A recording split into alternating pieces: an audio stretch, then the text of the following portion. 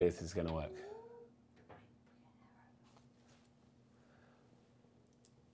Okay, are we live?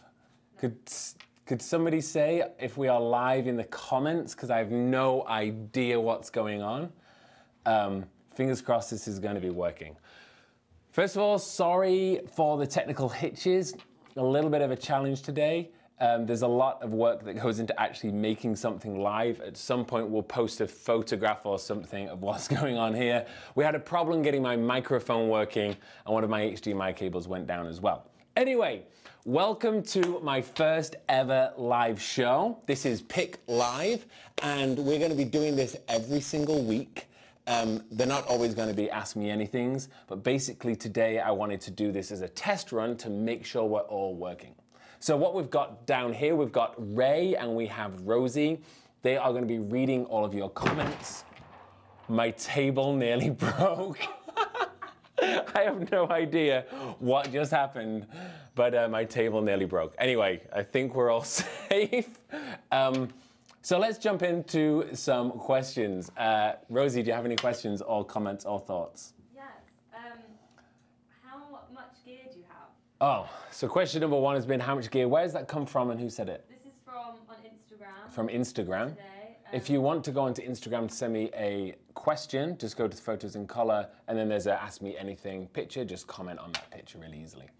This is by Christo Yarzo. Christo Yarzo 246. So how much gear do I have? A massive, massive amount, but I want to be really clear about this. I've been doing photography for a very long time, and I started off with a Nikon F55 film camera that I shot with slide film, and I would do loads of photographs with that, and I had just the kit lenses, and I shot with the kit lenses for a long time. I cannot be clear enough. I was talking to somebody on Snapchat earlier today. Equipment doesn't matter. It matters when you're working on the top level and you want to sign a billboard. But if you're worried about equipment, you're probably not about to sign a client that can give you a massive billboard ad campaign. So a kit camera with a kit lens, well, a startup SLR camera, DSLR or mirrorless is absolutely fine, and use your kit lenses. I have, in here I've got LED lights. In fact, one light here, which is my key light, this is from Home Depot, which if you're in the UK, it's like a B&Q, and it's a regular work light. So you can do a lot of things with those things. But to quickly answer the question, a lot of equipment, a lot of lenses, and a lot of camera bodies. Next question. Okay, this is from YouTube just now, live. YouTube. Abdullah has says, hi, can you tell me what are some compulsory things for every picture in Adobe? Every picture in Adobe? Yeah. Okay, so what are some compulsory things, this is from YouTube, some compulsory things for every picture in Adobe. My guess is you're asking me what other things am I going to edit when I bring in my photos into Adobe, say Photoshop or Lightroom. Well, the essential things are, the first thing I do is I look at exposure. So I take my exposure slider in Lightroom and I'll go all the way to the maximum and all the way to the darkest. So I can look at the dynamic range, see where my highlights are sitting and see where my shadows are sitting. From there, I'll basically look at the basic panel within Lightroom and adjust my shadows and highlights to basically bring back any highlights if I've got a sky or anything like that. And then my shadows, often I'll just lift them a little bit just to bring back some of the dynamic range. Outside of that, it's cropping it and making sure things are level and making sure that the composition is exactly how you wanted it. Outside of that, I don't think there is something that you have to do every single time, because from that moment, you're being creative. Basically, set your exposure and then it's all you. Okay, I've got loads of tutorials on YouTube about Lightroom and everything that goes over everything. But I recommend just getting in there and playing and developing your own style. Go for it. Matrimus, I'm sorry if I get any of these names wrong. Sorry if we get the name. If you can't hear Rosie, it's because I'm on a lav mic. We're not set up yet with Rosie actually being able to be on camera. That is going to come soon. So the question is, what kind of styles are currently catching your interest, and when it comes to editing. Okay, what kind of styles are catching my interest right now, and how do we edit? That is, I guess, the question. We all probably have seen a lot of this orange and teal feel that's going around at the moment. It started off within video, and now it's really getting into the photography world. I definitely love it for for video. I think it's great. When it comes to photography, I find like all of the tones get very weird and a little bit odd, so I'm not in love with that. But orange and teal for video, definitely, it's catching my eye, and I think it's brilliant. When it comes to photography, what I'm seeing lately is some really shallow depth of field with some great warm tones using natural light coming from windows. I'm seeing a lot of great interior shots, which is light solely from a window from the side, and I think this is brilliant. You can achieve this easily using, say, an 85mm lens, f1.4 or 1.8, super shallow depth of field, and you're gonna get a beautiful effect there. Chelsea Carroll, what is a good external flash for my Canon 80D? Good external flash. Okay, when it comes to flashes, there's two main types of external flash. You've got a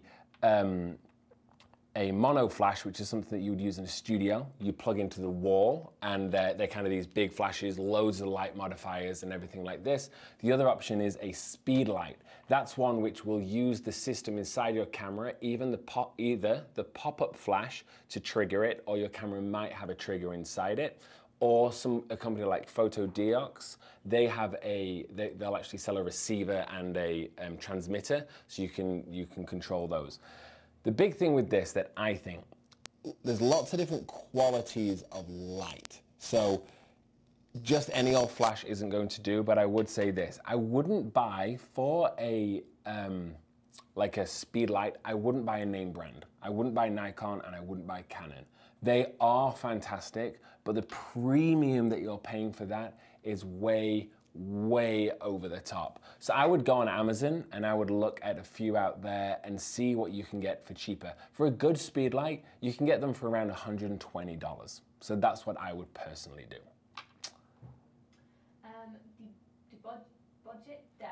The budget dev, whoever you are. How to give a shiny effect to the skin? Please tell me. Ooh, so a shiny effect to the skin. My guess is you're not talking about water or gloss. My guess is you're talking about this glowing effect. Now, the main way to achieve this is going to be using frequency separation. So you'll do that inside Photoshop. It sounds like it's very difficult to do, but it's actually pretty easy. Basically, you separate the texture of the skin from the color, essentially, of the skin. So it means that you can affect like the under layer of the skin, so all the different colors and tones. So it means you could lighten the tone, but you wouldn't be ruining all of the texture inside the skin and the pores. So look at frequency separation, then all I do is on the bottom layer, just raise up those highlights and really smooth it out, and the person is just going to glow. Whatever you do, don't do this without frequency separation, because what you're gonna end up with is a image which looks very soft, and it's kind of a little porn starry from the 80s, if I must say. Go for it. Doomed Race 999. Dude Race? Doomed Race 999, right? Could really use your advice on using ND filter for taking portraits. Ooh, so ND filters for portraits. Now this is actually something which is brilliant, and you can get stunning effects with it. So if you don't know what an ND filter is, it's what's called a neutral density filter. So you put something in front of the lens, and it doesn't have any color whatsoever. It basically darkens it down. So if you're taking portraits, what that means is if you stick on like a 3-stop MD filter or even a 6-stop, it's going to make the image way darker, which means you can open up the aperture way more. So you could go to an f1.4, but you can shoot outside. Whereas usually in f1.4, everything's going to be blown out and you're kind of screwed, even if you have an ISO on the lowest. An ND filter darkens it all down, which means that you can get that shallow depth of field. So usually what you're gonna do, you're gonna play. You're gonna put the ND filter on, and then you're going to play with your f-stop. Keep your shutter speed where you feel comfortable. So you're gonna want, if you're shooting outside, you're gonna have a high shutter speed, and then you're gonna have a low f-stop to get some really creative effects there. I actually love doing, I've only ever done it once with ND filters, and I love it. The results are stunning, so definitely go out and have a play. BBB Powerful. BBB Powerful? I like to BBB Powerful. Hi, Gregory. My name is Ed. People seem to love to call me Gregory. I know that I have a first name as a last name, but my name is Ed Gregory. In fact, I have 4 first names: Edward, Thomas, Francis, Gregory. So call me any one of those names, but I usually go by Ed. Let's go for it. Okay, congrats on the live video. Oh, thank you. Where have you been for so long? Love your Lightroom tutorials, I've learnt loads. Wondering why can't I get sharp eyes with my beginner's DSLR Canon with Canon 18 to 35? Great question. Okay, so first of all, thank you so much for congratulating me on my live show. This is very exciting for us. I have some news coming up in a minute about some other live shows. Where have I been? Well, YouTube is not the only thing that I do. I actually run a production company in Color Studios. We have this beautiful space out here in Las Vegas, and recently I've had a massive influx of clients, which is very exciting, but a lot of things have been changing, so I've been extremely busy on all of those things. However, YouTube is back, and it's back with full force, so please stay tuned. What was the question? I forgot. Oh, why can't you get sharp eyes with your DSLR camera and a kit lens? Okay, let's talk briefly about kit lenses and the way that they work. What you've got to do when you think about a camera, you have a megapixel count, and that's how many dots are on your sensor. Now, if you're shooting a crop frame camera, that means that you have less area to capture the image. So those pixels are crammed into a smaller area. But a kit lens, basically that means that Canon or Nikon or Sony or whatever, it's their cheapest version of a lens. So while it focuses really great, and while it does do a really, really great job, what happens is they're not quite as sharp. So you might have a 24 megapixel camera, but with a kit lens, you're only actually getting a sharpness of, say, 14 megapixels. Okay, because the lens isn't as good as the sensor, which is why whenever you upgrade a camera, you need to be upgrading your glass first. The glass is the most important thing ever. And also, if it is the eyes specifically, practice your focusing. You might need to practice focusing better on the eyes, or using your camera to calibrate the lens. Lots of cameras, some of the consumer cameras, not so much, but some of the, as you start moving up, you can actually use the camera to change the focus slightly. I've got the D850, is what I'm filming on right now, and you can actually say, this lens, I need to focus slightly off in each direction. That's basically it. I think we've got a sound issue. The sound's a bit low and it's breaking up a little. The sound is low and it's breaking up a little. Is that, could people comment, is this for everybody or is this just individuals? We're just waiting.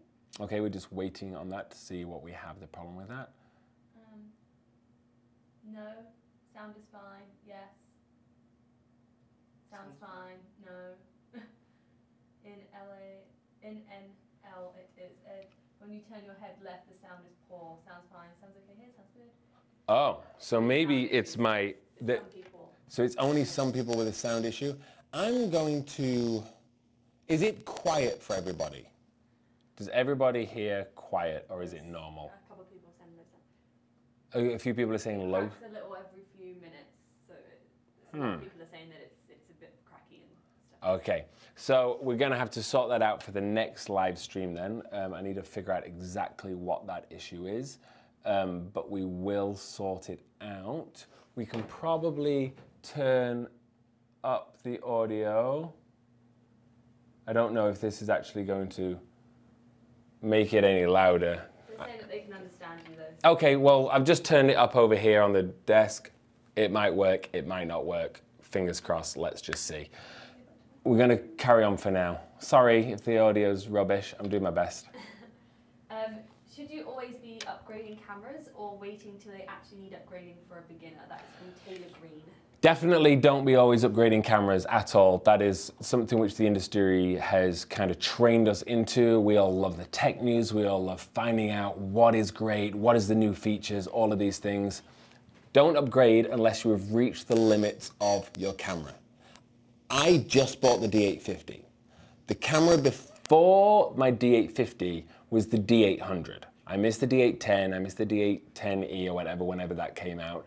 I didn't need it. Although they were great cameras, I just didn't need the upgrade. Basically what happened was I was shooting with that camera for 4 years. And I was shooting for people like the Blue Man Group. I was shooting for people, F45, which is the fastest growing fitness network in the world. I was shooting for clients literally all over the world with my D800. So should you update whenever a new camera comes out? Most definitely not. Oh, sorry, I just lost where I am. Do you have, oh no. Jan says hi from the UK. Hi, Jan. Don't worry about the names. Are you okay? Was that it? Oh, yeah. How am I? I am really well, thank you. You see, this isn't Ask Me Anything. You don't have to ask me questions about photography at all. Ed's really good right now. You know, got loads of clients, working really hard, not sleeping enough, but you know, isn't that what we do to be successful as a business owner? Do you shoot your photos at even exposure, or do you purposely under or overexpose and then correct in Lightroom? Okay, so do I always shoot my exposures evenly, or do I over or underexpose? Well, exposure is a funny thing because people always talk about what is the perfect exposure. There is no perfect exposure at all because you're always looking at the dynamic range within a certain camera. My cameras have about 14 to 15 stops of dynamic range. That means I can play with it a lot in post. But as a general rule, I expose for the highlights. Basically, if you're shooting somewhere and there's a sky, you expose for the sky, even if the foreground is going to then be in a bit of a shadow, not a problem. In post-production, you can lift shadows and you can bring so much more details out of the shadows than you can the highlights. If you blow out the highlights, they're gone forever. If you're underexposing on the shadows, you can bring them back, sometimes adding some grain, depends on how extreme. But yeah, definitely expose for the highlights. Osama says, how can I deal with histogram? It's a problem for me. Okay, how can you deal with the histogram? The best way to deal with the histogram is understanding the histogram. Understanding what exactly it is. It's a graph that shows exposure. Usually to the left as you're looking at the screen, that's where you're going to have all your darks, and then to the right is where you're going to have all your highlights. A great exposure means that you are not clipped on the highlights or the shadows, but the very highest highlight should be all the way to the right hand side, and the very darkest shadow should be all the way to the left. And some people say you should have a beautiful mountain in the middle so that your exposure is right in the middle. Couldn't disagree more. Your exposure is for however you want your image to look, basically. So if you want it to be a darker, moodier image and there's loads of dark elements with just a little window, then it's going to be more to the dark side. And if you want something to be very bright and light on a summer's day on a white sandy beach, then everything's going to be towards the right-hand side. You just don't want to extend it beyond the limits.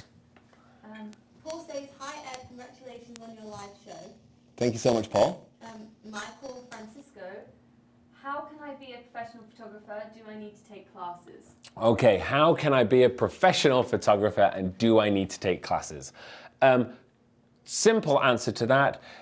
Being a professional photographer is a choice. It's not you become one all of a sudden like, oh, hey, I got a certificate saying I'm a professional photographer. It merely means you get paid for taking photos. You're now a professional photographer.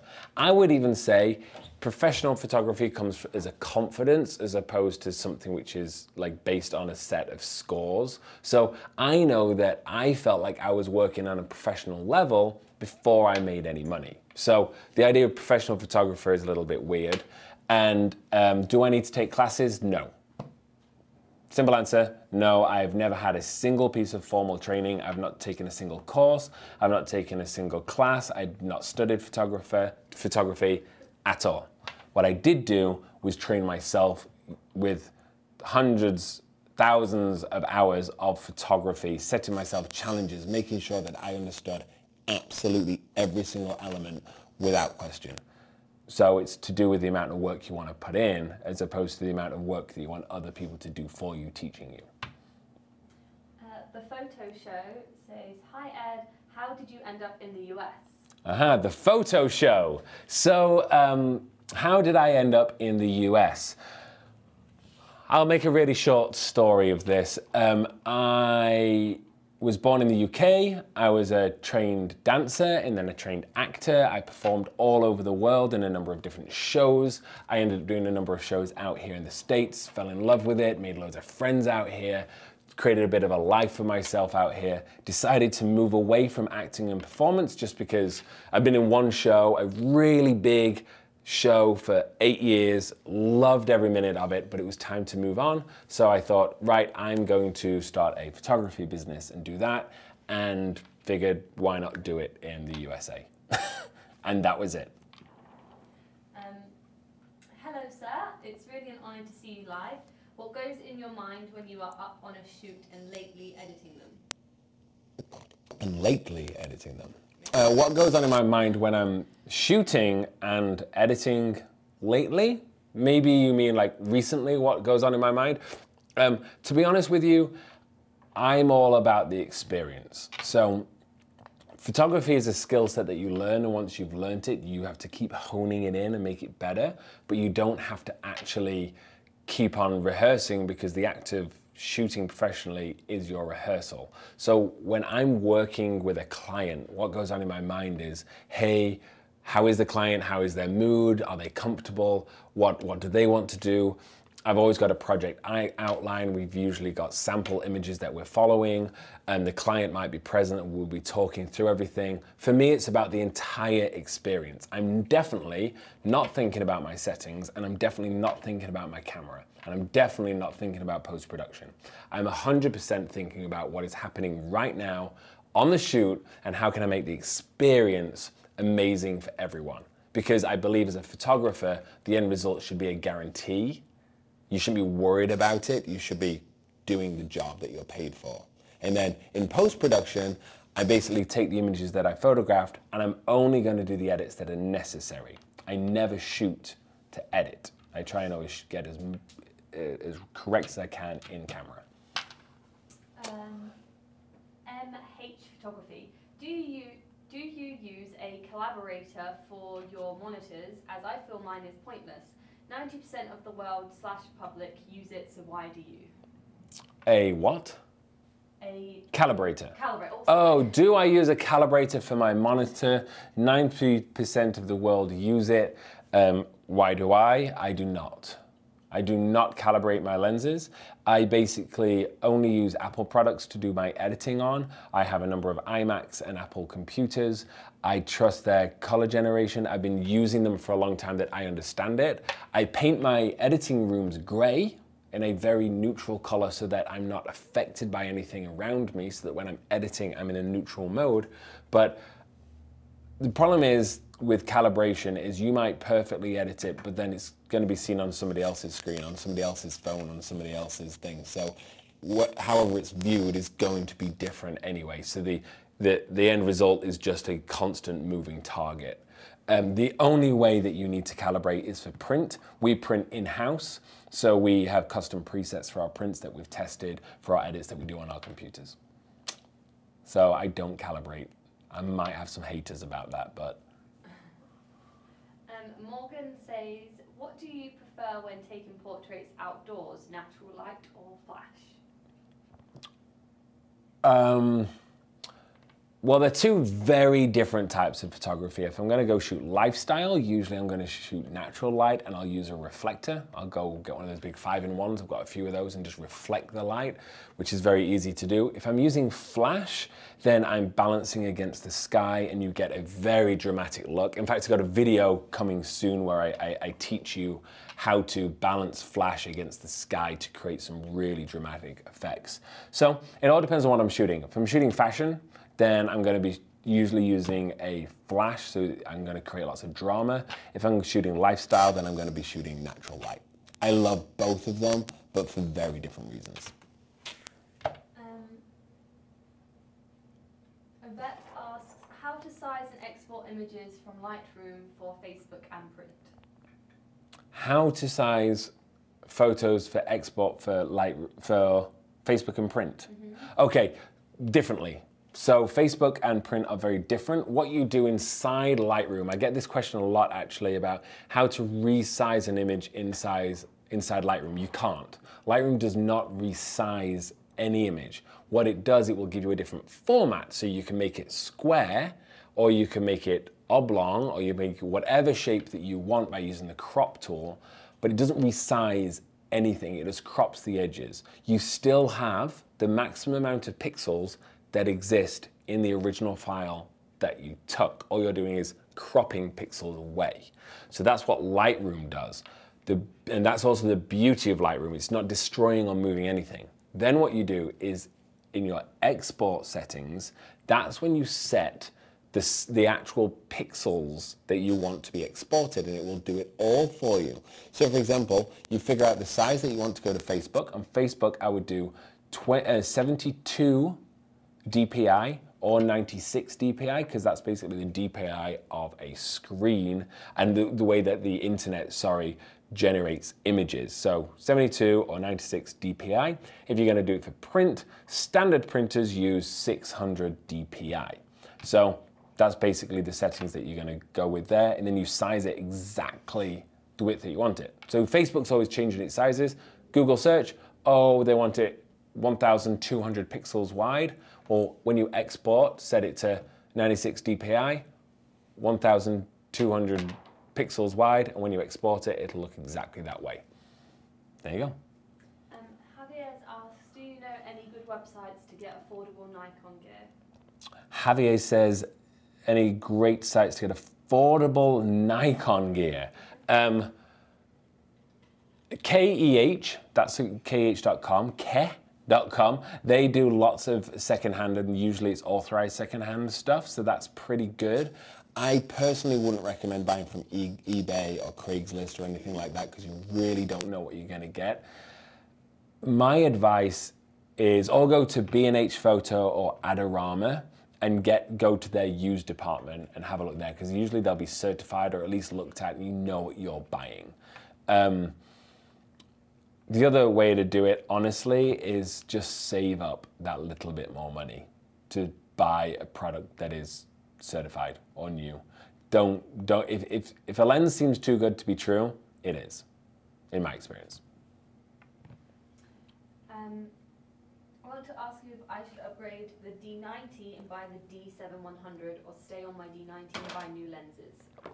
Okay, should you stick with your D90 or upgrade to the 7100? Nikon, this is, basically we're talking about upgrading gear, or should you stick with the body and upgrade the glass, upgrade your glass. If you're, well, I don't know what glass you've got, but if you're using kit lenses, 100% upgrade your glass first. It's worth way more than your body, way more. I'm still shooting on lenses I bought 12 years ago, and I shoot with those professionally. Bodies, you know, you'll just replace those whenever you reach the limit. If you're still happy in the settings and you're not reached the limits of that body, keep using it. It's great. Foolish Mr. P, what was your first paid photography job? Sound is fine, by the way. What? The sound is fine, by the way. Oh, thank you. The sound is fine for you. What was my first ever paid photography gig? Okay, my first paid job was, I was living in Mexico City and I'd been shooting with my Nikon D300 that I had. And I just upgraded from my SLR, my film camera, a few months before, and I was living in Mexico City, and a friend of mine needed new headshots. So I shot new headshots for him. And that was it. I didn't charge very much. In fact, I'll tell you a little story about this. I felt massively uncomfortable about charging for the very first time. And one of my biggest learning curves was learning how to correctly charge a client, ensure they pay on time, and understanding that actually that makes you a better photographer. The act of charging money is the contract. So all of a sudden when you're doing stuff for free, there was always like, can you do these edits? Can you add these? Or we want all of this stuff. There is no contract. As soon as it's like, oh, hey man, I'll charge this amount for this many photos, the job ends. Once you've delivered those photos, it's ended. It's really good. Morgan is a landscape photographer and says, I'm using a Nikon D7-100 and my kit lens 18-55 and it works good. But what lens would you recommend for landscape photos on my Nikon? Okay, so you're using a crop sensor camera. I would recommend for that, if you're doing landscapes, a nice wide angle lens is going to give you the most amount of drama. I would take the Nikon 1755 f2.8. That lens for a DX shooter crop sensor is phenomenal. Crazy sharp. So much it's really sharp, and what you can get with the 17 millimeters, it's basically their 14 to 24 that you'd use for FX. It's the same thing for DX. So that's the lens for sure I would go with. Jason Lee says, Ed, do you know when LR7 is out? And Rosie, you're doing a great job. So first of all, Rosie, you're doing a great job. That's what he just said. Do I know when Lightroom 7 is going to be out? Well, unfortunately, I don't think there is going to be a Lightroom 7. I don't think it's going to exist. I think everything's going to be Lightroom CC from now on. When do I think Lightroom CC 2017, or maybe they'll call it 2018, is going to be launched? This week. It is Adobe Max, opens tomorrow. I think tomorrow morning we are going to have Lightroom CC 2018, probably, is what it will be called. And I don't think they will release a Lightroom 7. I think that they're trying to get everybody onto the subscription, so you're going to be stuck in Lightroom 6. Sorry. Bert Toulet, what computer should I buy? Oh, Bert Toulet, what computer should I buy? Well, you couldn't get much broader than that. I'm guessing for photography. I don't know if you are a Mac user or a PC user, but I would strongly recommend not getting a laptop, getting a desktop. Or if you want to get a laptop, get a secondary monitor, because the act of using a laptop to edit is bad for your back and it's just not conducive to good work. So you'd want to have it higher and have a separate keyboard or a separate monitor. What you're going to want is a fast processor, and you definitely want as much RAM as you possibly, well, not as you possibly can. 16 gigabytes of RAM would be the base that you could basically work on right now. I think you could go lower, but if you want to future-proof it, 16 gig of RAM. And don't worry about the internal hard drive space. As long as it's got at least 500 gigabytes, ideally a terabyte, that's fine, because you should be having all of your images stored on external devices, not on your computer. Stuart Boyle, Lightroom or Photoshop? Ooh, the big question, Lightroom or Photoshop? There is no comparison. They are completely different programs that do completely different things. I have a video on what is Lightroom. I have a video on what is Photoshop. Watch those videos, but let me quickly describe right now.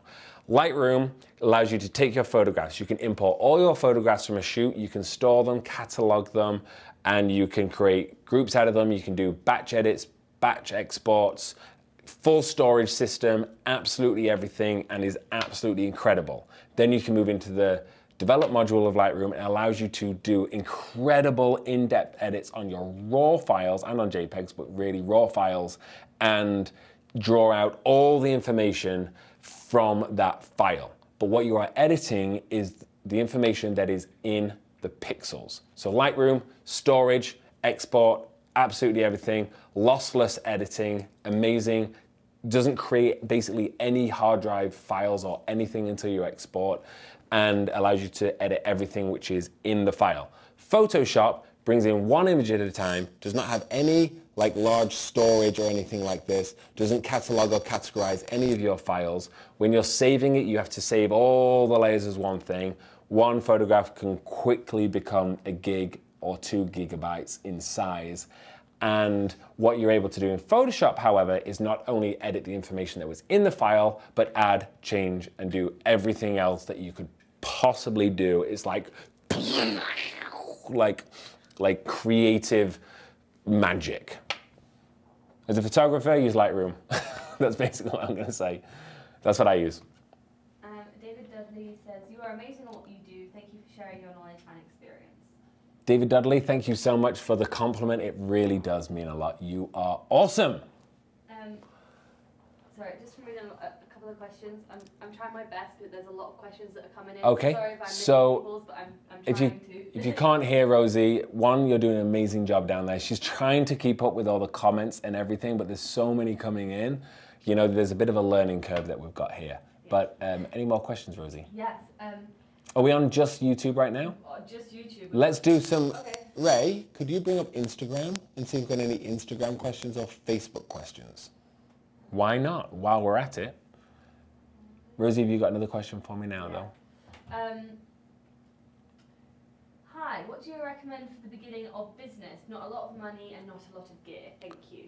Beginning of business. So if you want to start a photography business, and you've not got a lot of money or a lot of gear, first of all, you don't need money to start a business.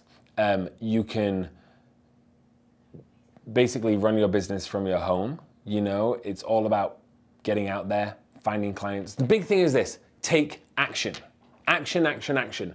Stop planning, start doing, okay? Always like, oh, how can I start a business? Well, I need to have this lens to start the business. I need to, no, you do not need to do these things. There are people out there that have taken their phone and gone, I'm gonna start a business with this phone. And what they'll do is they'll go around a load of companies and say, hey, will you pay me this much, a small amount to do that? I wanted a new logo for Photos in Color because I don't kind of like the current one. And it was about 11:30 at night. And I was like, oh, I really just want to do this. So I was tired of wanting to go to bed, but I wanted to get it done. So I stayed up until I had a brand new logo. In fact, the next video that comes live on YouTube from me will have this logo. So please comment and let me know what you think. But that was a little thing of like, it's about just getting on with it and doing it, not planning and waiting. Jason Lee, Ed, are you going to do any tutorials on marketing and the business side of photography? As a new starter, I could really use some of your style help. Great. So getting a few questions about the business of photography. Yes, I will. I actually have a whole list of new YouTube videos that I'm going to start doing, some new live shows. In fact, let's talk about what's coming for Photos in Color, because I took a bit of a break there because I was so busy with my actual studio. So what's going to happen is I'm going to continue uploading regular videos, which you'll be able to watch on the channel, and it's going to be great. We're going to start doing live shows every single week, just like this one, but they're not going to be Ask Me Anythings. They're going to be videos where you can upload your photographs and we'll all take a look at them together, and I will review them right then and there. And also in that show, I'll do a live edit of an image as well. We're also going to be doing live photo shoots. So that will be, we're about a month away from doing that, but we're going to do full photo shoots, 100% live in the studio, where you can watch me do it and ask questions at the same time. And part of all of these videos, I am going to start doing some more business training. But the main thing is, by watching how I do all of these things, you'll probably start seeing how I'm able to run my business. All right, one from Instagram, Azra Hasanovic. What's your favorite shoot to do? And congratulations on all the exciting things you're doing on. Oh, great. Azra, I actually know Azra. Hey, Azra, how are you doing? I hope you've tuned in. You're amazing, by the way. Thank you so much for the compliments. And your question was, what's my favorite thing to shoot? Well, actually, that changes quite a lot. My favorite thing to shoot really is people. I love interaction. I love getting people in and having a very specific project. That's why I love working with clients, because they come to me with their idea and I get to run with it. I get to chase their idea, work with them, and then develop something that I can then deliver to them and make them really happy. For me, having a project that has a beginning, middle, and end is the most satisfying thing ever. But something that I've got into recently, I've got a couple of videos coming out with actually, is product photography. I've started getting into product photography just because I've enjoyed going into my studio and spending 6 hours with a product and getting that perfect photo in camera. And I've actually learned to really enjoy that. It's like a meditation. So thanks for the question, Azra. Congrats on the baby. You've got a baby. Matt Maroon, at what point did you know your career would be based in photography? At what point did I know that my career was going to be based on photography? When I decided that it would be. It was 100% an absolute decision. I didn't stumble into it. I was an actor, a performer, I was traveling the world doing those things, loved photography, had a camera, took loads of photos. And I was like, oh, I'm gonna get better at this. And I worked and I worked and I worked. And then one day I was with this show and I was like, hey guys, you're amazing. I'm gonna leave because I'm gonna go and be a photographer and I'm gonna run a production company. And that was it, basically. It was a decision. Someone's asking if they can have your accent. Can they have my accent? Yes. All you have to do is go and be born in England and then live in lots of other countries and you'll have a messed up accent like me. Switching over to Facebook. Facebook questions. Here we go, Facebook. Alex is saying, what flash, speed light, kit setup would you recommend for a starter's pack, considering a small budget? Okay, small budget. What flash would I go with? I kind of touched on this before. I wouldn't go for a studio mono light set, because unless you have a studio to fill that with, you kind of don't need it, and you're going to need space and everything.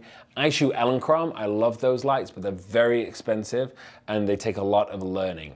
I would instead go for speed lights. I would go for off-brand speed lights. I wouldn't buy Nikon and I wouldn't buy Canon. I think that they are overpriced for what they are. I think they are the best, probably, but you're spending $800 on a speed light. Instead, I'd go to Amazon. I'd take a look at some reviews there. For about $120, you can get a great speed light that is going to take AA batteries. Rather than buying one mono light for $1,000, you could go and buy 6 speed lights and get really creative. But again, buy one. Learn how to use one light amazingly. Then buy another one and learn how to use 2. Don't do them both at the same time because you'll get confused. From Instagram. We've got Instagram now. Shoot Raw Panicker Photography. What's the source of your constant energy? What was the name for that? Shoot Raw Panicker Photography. Shoot Raw Panicker Photography is asking me, what is the source of all of my constant energy? It lives right here in coffee. I bleed coffee. I drink not a lot of coffee. I've actually cut down, but I drink a whole French press of coffee every single morning. What is my other constant source of energy? Passion, 100%. I love what I do.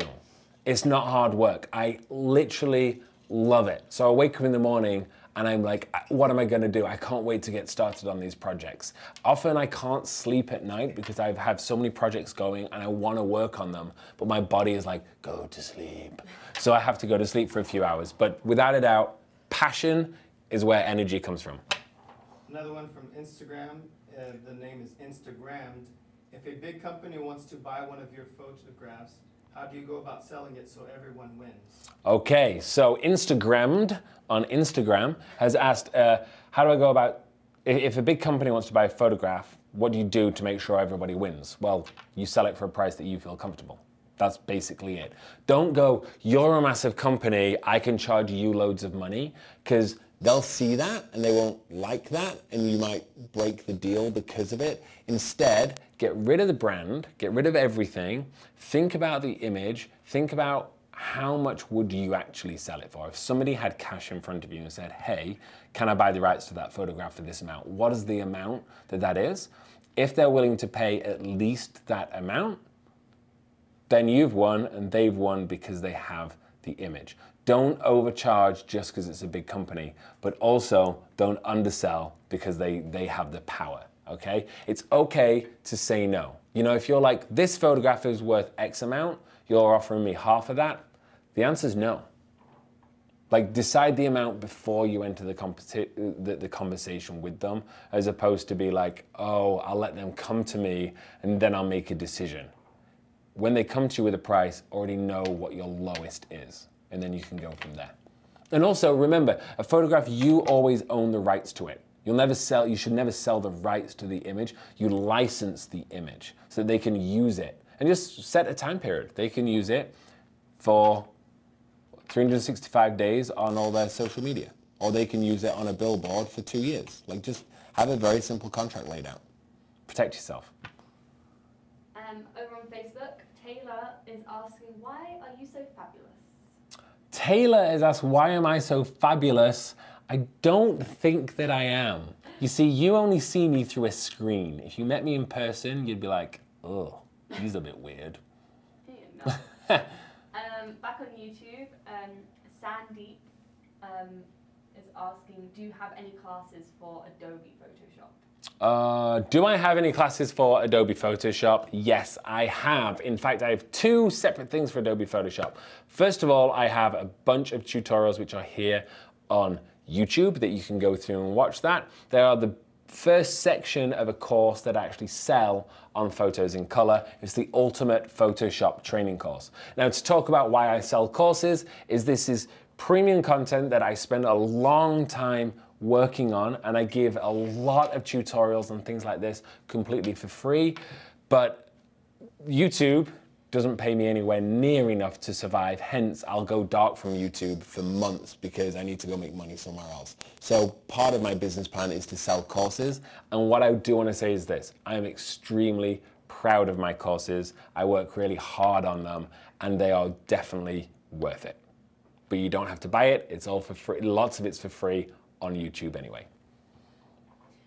Osama is asking, is it okay if I fix the photo with wrong exposure, for example, from darker to lighter? 100%. Is it okay to fix your exposure in post-production like Lightroom or Photoshop? 100%. That's what it's made for. Sometimes when we're out shooting, we get the exposure wrong. In fact, I'll take that back. There is no wrong exposure. We get the exposure different from what we would have preferred. But software allows us to change that. Just don't go too extreme because you're going to start getting lots of artifacts, you're going to get a lot of grain and things like that. But definitely edit your photograph, change your exposure. Shoot raw, you have to. Thomas? If anybody's wondering why I'm looking down, is because I'm going to post a photograph later, is the guys down here sitting on the floor because I haven't even built a table in the studio yet that they can sit at, so that's why. Says, greetings from Germany. Have you ever been to Germany? Greetings from Germany, and have I ever been to Germany? Yes, yes, and yes, I love Germany. I used to live in Berlin. I lived there for 4 months, and then another time I lived there for another 4 months. I absolutely love the country. I've traveled all over it, but I spent a lot of time in Berlin. I was in a show out there and had the time of my life. The most wonderful people in Germany. Thumbs up to you guys. Love you. One from Instagram from NavyVet84. Have you used the new ProPhoto A1 flash? If so, what are your thoughts on it? Ooh, the new ProPhoto A1 flash. I have not used it. ProPhoto, if you want to send me one, I will happily use it and review it. I have seen this flash. I believe the A1 is basically a speed light that works like a mono flash. So it's got different modifiers that you can put on the front. It's got a lithium-ion battery, so it doesn't take AAAs, so you can actually just plug it in and recharge it, lasts for longer. It has a receiver and it has a transmitter, so you can use it off the camera. Personally, I think it looks fantastic. I only used ProPhoto stuff a couple of times, and it is fantastic stuff, really high quality. So you're going to get a great flash. It's going to be high quality. You're going to get great results every time. Have I used it? No. ProPhoto, please send me one. Corey Phelps, is renting cameras for shoots a good idea, or should I wait until I can afford the camera for my own? Renting cameras, is it a good idea? It is the best idea. I rent cameras all the time. So we can't own every piece of equipment. Well, some production companies can, but they've got loads of money and been around for a long time. As a photographer, we can only own what we can afford. And what you should own is the equipment that you use all the time. So if you're a portrait photographer, you're gonna own an 85mm lens. You've got to just own one. You know, if you're a landscape photographer, then you're probably going to own a wide angle lens. If you're a macro photographer, you're going to own a 100 or a 105 or a 110 to allow yourself to do macro photography. But then you might want to take jobs which are different to all these things. Your skills can be moved around. So rent. I rent all the time. We'll go away and do video shoots. So we shoot a lot of things on DSLR, but every now and then we'll go away and we'll do a big video shoot. So I'll go and rent 3 Canon cameras for video, and that's it. So do I rent? 100%. And think of it as this way. If you can book a job, which is worth 3 times the amount of the camera rental, it just makes sense. And hey, usually when you rent a camera, if you do it from Borrow Lenses or a company like that, or lensrentals.com is the one that I use, you can get it for 7 days for not that much more than 3 days. So it means that you can actually have the camera for a week and maybe book other gigs with it. So definitely rent cameras. Minari, tell us a little about you personally, like where you're from and what brought you to Vegas and where did you meet Rosie? Oh, what was his name? Nicholas Minari? Nicholas Minari, we think that's your name. Tell us a little bit about you. That's what he asked me. Where am I from? What brought me to Vegas? And what and who? How did I meet Rosie? Okay, I'm Ed Gregory. Born in the UK, small town called Chesterfield, like the couch, the Chesterfield sofa. I was brought up a ballet dancer and a classically trained dancer. And then I went from that into comedy and clowning. I studied theatre at East 15 Acting School. I then traveled the world with a company called the Blue Man Group. I was a Blue Man for 8 years. I did this in their flagship show in New York. I did it down in Florida. I did it all over Europe, the European tour in Germany. Traveled around doing that. One of those jobs was working on a cruise ship. They had a theater on a cruise ship, and Rosie, my beautiful girlfriend, who you'll have seen in some of my videos, she is a dancer, and she was in a show called Legends in Concert. We shared a stage, we met, I saw her, I was like, she is the one, she is amazing, and from that day on, we have been together for 3 years? Yes. Maybe I made that up. Yep, and she is amazing. A little bit more about me. I'm obsessed with traveling, and I mean obsessed. I've traveled to 34 countries, I believe, and lived in about 10 of those. A few years ago, 5 years ago, I donated every single penny in my bank account to charity and gave all my belongings away, and then went and worked for charity. I do a lot of charity work. I think it's really important. And I am obsessed about photography, creativity, and having a great, great life. That's me. I hope that was a good answer. Brandon Trainer, I'm a Nikon FX user. I'm looking to shoot landscape city shots where I try to pull the moon in a bit. Will a telephoto lens achieve this? Something like 70 to 200. Okay, so as a city landscape shooter, and he uses a full frame Nikon, so it's FX, and he's asking what lens to use. Now, if you're going to be doing landscapes, usually I'd use a wide angle lens. But what was his question? To pull the moon. Pull the moon? Yeah, in. Oh, so if you want to be shooting through a city to bring the moon in, yeah, you're going to have to use a telephoto lens for that. Now, a 70 to 200 is a telephoto lens. 200 millimeters isn't that much of a zoom though, when it's all said and done. it's kind of in there, but on an FX camera, I'd shoot at 200 millimeters and set the crop factor to the FX. So use a crop, so you're cropping into the middle of the sensor. So that's gonna make your zoom like a 300 millimeter. Really, if you want to take great moon shots, you're gonna be at like, I don't know, 500 mil. But what you do get with the 70-200 is an absolutely incredible lens. It's just stunning. I love it. Anything else? Yeah. I think we've got loads. We're gonna have to call it. Yeah. Oh, we've already been on for an hour, so I'm gonna stop we're gonna do 2 more questions. Let's make it good. What graphics is better for Lightroom 2015 or 2017? Wacom. Oh, what graphics tablet is best for Lightroom? Well, I use, if you're looking at Wacom, go for the Wacom Pro Medium.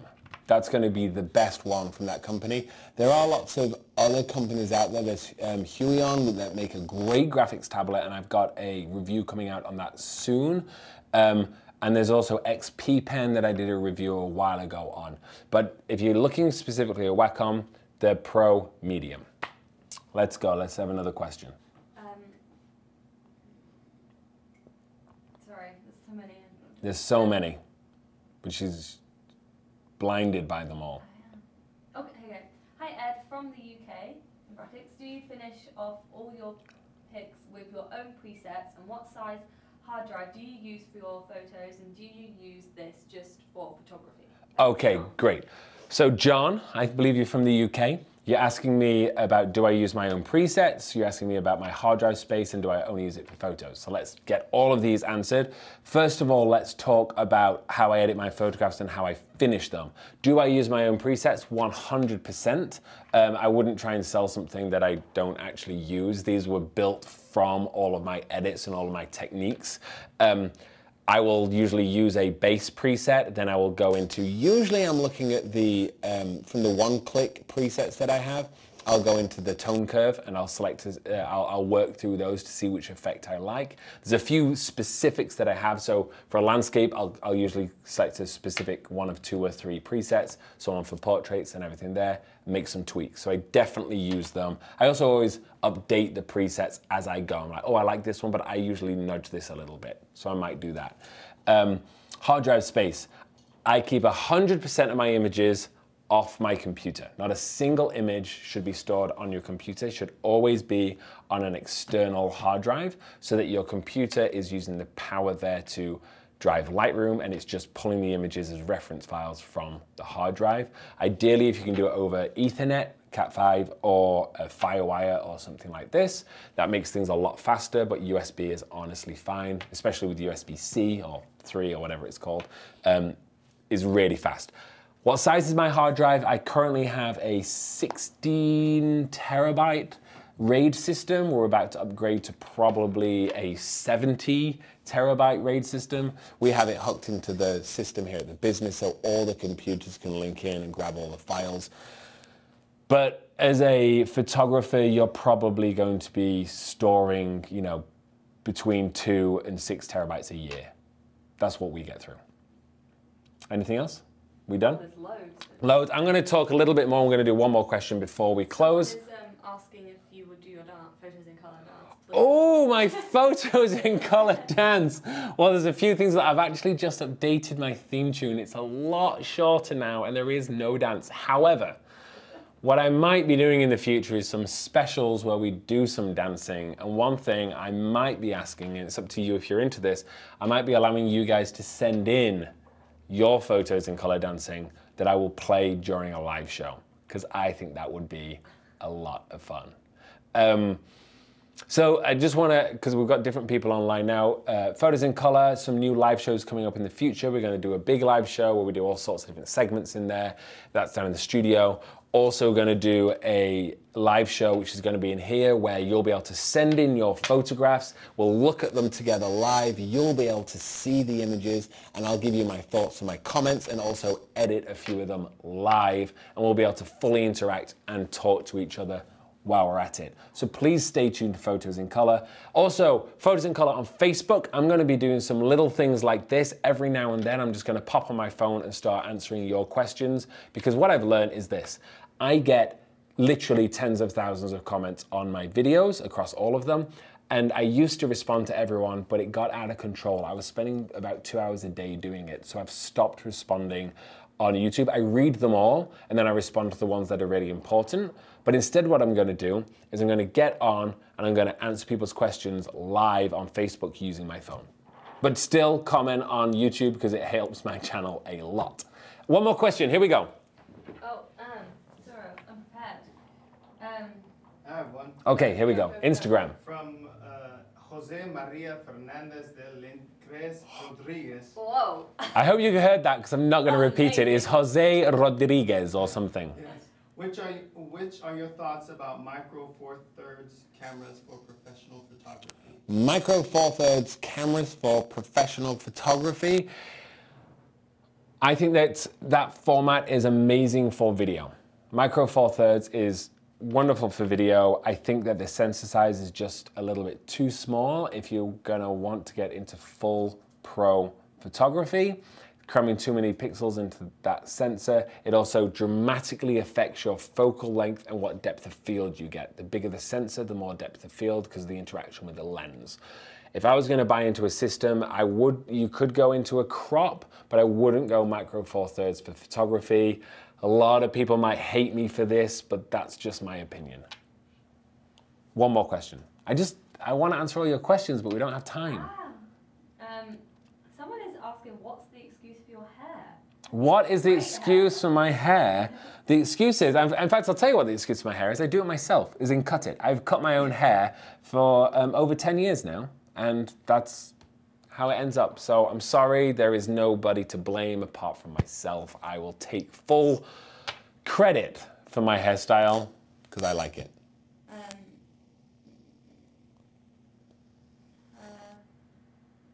Do you shoot landscape photos, and if you do you have any instructional videos on landscape? Landscape photography, I actually don't have any videos on landscape photos. I do take some landscapes, most definitely. And therefore, I will put that into a list of things to do, and we will make some tutorials on landscape photography. That's it. Okay, I'm going to call it a day there. This was Ed Gregory from Photos in Color with our first ever live show. Please give me a thumbs up and a like on this video. Go and watch some more of my videos, and definitely tune in every Tuesday, 11 o'clock in the morning if you're on the West Coast of America, 2 p.m. if you're in New York, 7 p.m. in the UK, or 8 p.m. across Europe. If you're from anywhere else in the world, you can do your own time zone. I can't remember them all, but you're all amazing. Thank you so much for your support. This is Photos in Color Live out. We haven't actually practiced on turning this off. So could you stop streaming?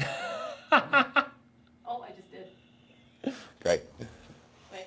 Okay. Are we still live?